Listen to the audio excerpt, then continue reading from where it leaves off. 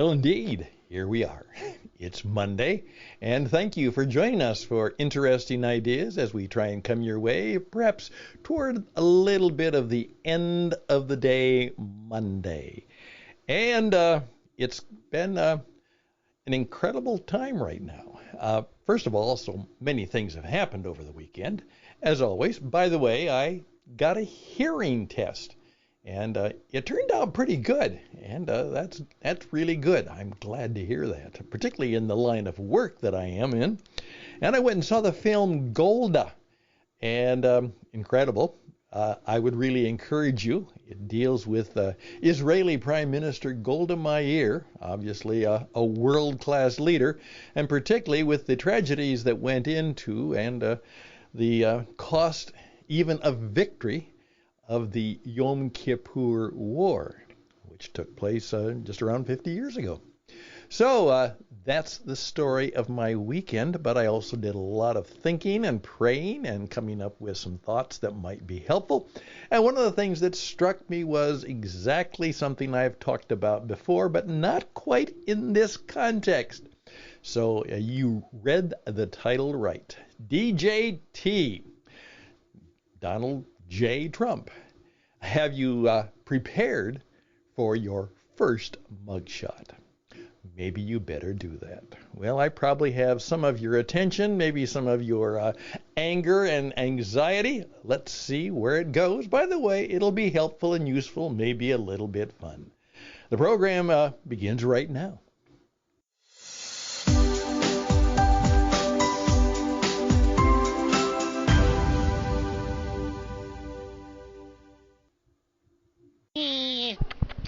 What's up, Doc?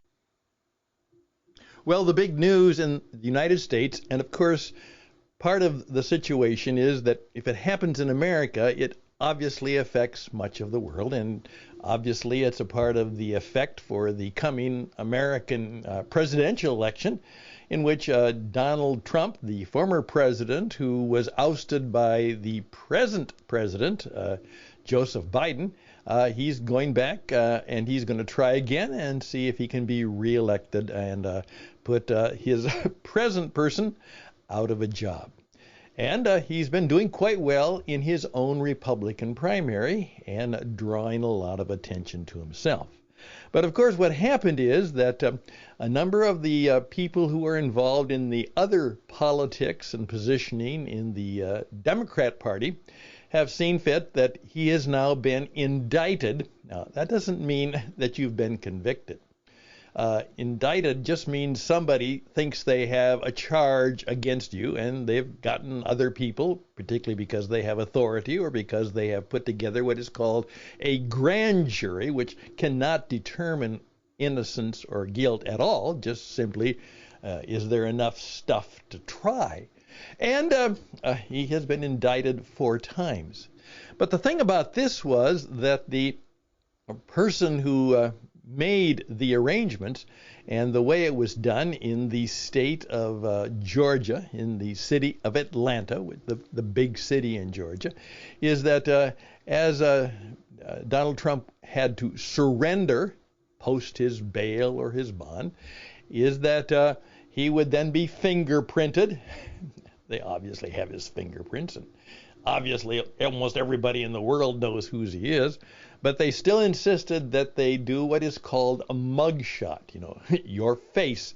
And so for the record, a picture is taken, and this happens to most people who have been brought in for a crime. And in fact, it's in effect when I applied for a card at Costco, the big retail store, they actually had a mugshot taken of me so that they could be sure that when I used my membership card that I had paid my dues and that it really was me, because some people are kind of passing it around and faking it and giving it to others, but now they can see if it's really me. So They wanted very much to have the mug shot taken, and then, of course, there would be the picture of Donald Trump, and they could show him in his preparation for going to perhaps jail or this criminal indictment, and they could share and show that all around the world. Well, it didn't quite work out as they expected, because what they expected was that probably that, the picture would be there, and maybe he would even be in an orange jumpsuit, like oftentimes a person is put into that are in a jail, and that it would be one that would make him look, kind of frazzled and worn and scared and sad, and well, a picture of a person who's just suffered a great difficulty in their life, that it would look terrible. Well, what happened is that, and then they talked about it later, the people said, well, he obviously planned it that way, because it is kind of a strong, staring, a bit of an angry look, maybe even just a little bit threatening, with a little bit of an angle and a pose and a poise to it. And of course, what happened was that it didn't work very well for the opponents, but what happened is Donald Trump and all of his family and friends, they used it to raise money and to sell millions of dollars worth of merchandise to help with the campaign. The T-shirts and the mugshots, and it will be a part of his campaign. And what people discovered is that there were a lot of people who liked that. There are a number of people, particularly in the world today, who, when it comes to the justice system, they think it's unfair. There are people who've gone through the injustices of a mugshot who kind of said, attaboy, way to go. And it seems that perhaps he had thought about it. At least that's what they accused him of. Well, let me just probably assure you that he probably did. Remember, this guy has had years of radio and television experience, and he was ready for that. So he was well dressed. His hair was perfectly as he could. His hair is thinning, but he has it groomed just right for him. And he was wearing a white shirt and his trademark red Trump tie and his very, very nice blue sport coat. He was wearing his costume.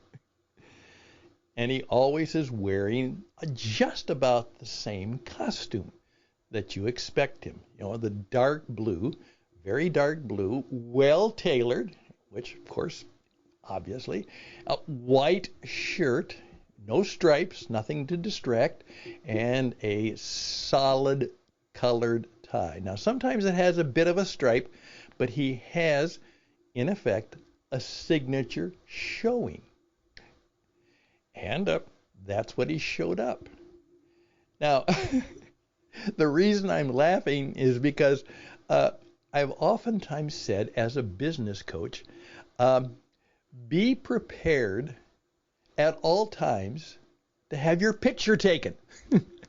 And of course, this was even before the time of selfies. But if you go out in public, if you go out, and particularly if you're in business or a performance, be ready to have your picture taken, because somebody may do that. And you want to know exactly how you will look, how you will smile, how you might grin, what would be your pose and your poise and your power shot. Your pose, your poise, which shows confidence, fearlessness, and demonstrates power shot that you're ready for. And obviously, I think he did that. But that's a good lesson for us. So what I would like to do just for fun is to perhaps give you a little further clarification of just exactly that. Have you had your mugshot? Are you ready to have your mugshot? And what will it be like when you have one? I'm Stan Houston. The program is designed to help you live a little better life, perhaps have a little more fun, and make your mark in the world of media and business today. That's what we do, and we do it well. We'll be right back.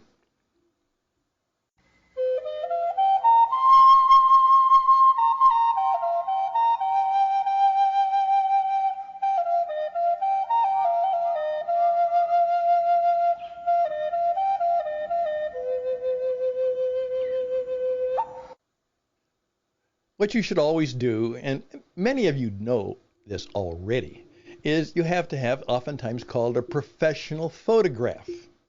And one of my friends, a dear friend of my daughter, I introduced, and he is a world-class photographer, and his business is helping take the picture for some of the best-known authors and writers and other perhaps celebrity people in the world. They want their picture. They want their mugshot. They want to have complete control over what actually is shown or what is known of the picture of them. Remember, one of my first rules of life and business marketing is image is not everything, for sure. But fortunately or unfortunately, it is the first thing, and it is something that you can have control over. Image is not everything, but it's the first thing. And so, dress for leadership, dress for influence, dress for perhaps a power pose, perhaps a compassionate picture.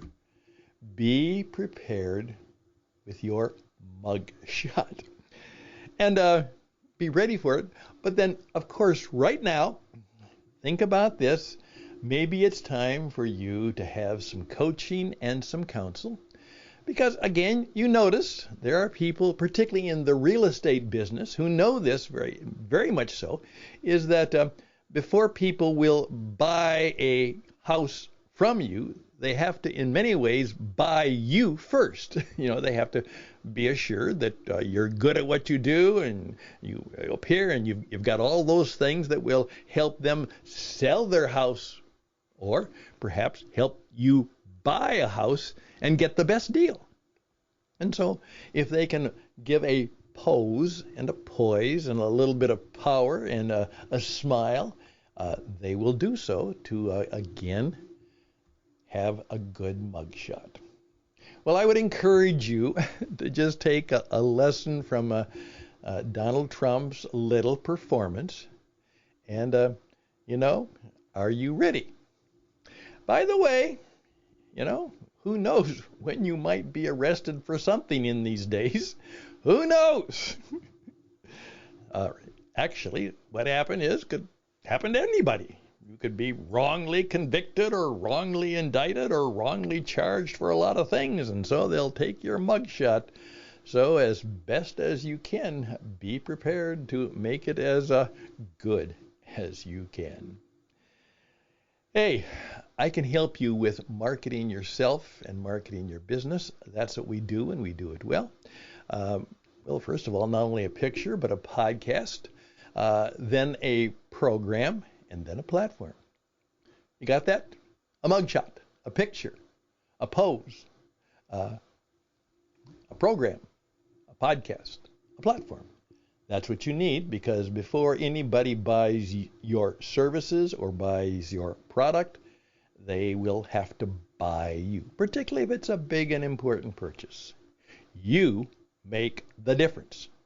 You are the first decision that a potential buyer or customer makes is, do I want to work with this person that is right before me now? And we want to help you do that well. Hey, reach out to me at stanhouston@gmail.com, stanhouston@gmail.com. And I have a closing comment that would be very helpful. Again, Donald Trump pulled it off, but it will be interesting to note how he simply closed that prison performance. We'll be right back.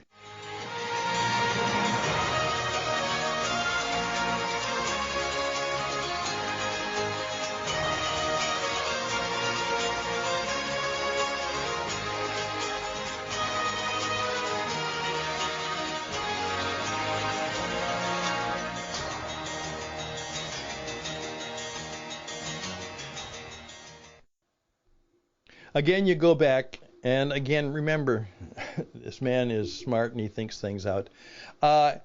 As he walked out, getting ready to go to the airplane back, he didn't rant or rave or make any fuss or show any anger. He was very calm. He was trying to demonstrate that this did not shake him up. He wasn't scared. He wasn't going to display any anger. He wasn't going to display any rage. He simply said, this is a terrible thing that has happened, and I did nothing wrong. And that was it. Very calm, very poised and quiet for him. And that's how he finished up. Stated his case, and as some would say, there is a certain majesty to calmness.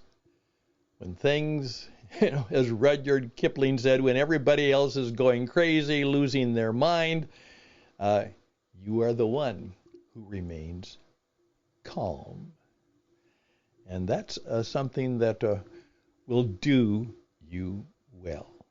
The majesty of just being, in spite of all the chaos and confusion and crashing, you're calm. And on that calm note, I will bring this podcast to an end. I hope it has been useful to you. Again, we can help you in many ways. StanHouston@gmail.com. Go to our web stage and see a performance of me. It's a little bit of my audition. witradio.net, witradio.net, or just go to YouTube and just put my name in, and of the hundreds or thousands of videos there, see what comes up and see if it might be something that is helpful to you. Take care, and may this week go well for you. It's the last week of August. We are in the stage of seasonal change, and the year is well past half over. And so how are you going to end 23 to make it something really good for you and me? That's right. The best and blessings to all of us. Till next time, bye for now.